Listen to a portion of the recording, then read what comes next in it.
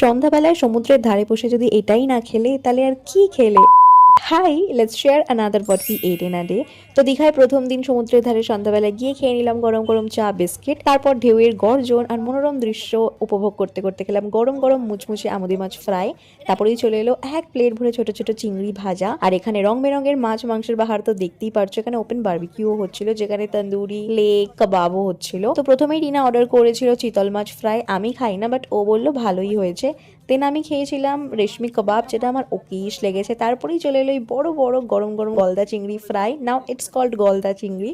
উদয়পুরেরটা গলদা চিংড়ি ছিল না। যদি না বুঝতে পারো কি বলছি তো প্রিভিয়াস ভিডিওটা দেখে নিও, বুঝে যাবে। যাই হোক, এই লেকটাও ট্রাই করেছিলাম। এক্সপ্রেশন থেকে বুঝতেই পারছো খুবই বাজে লেগেছে এটার টেস্ট। তারপরে টিনা আর শানু খেলো গোলা।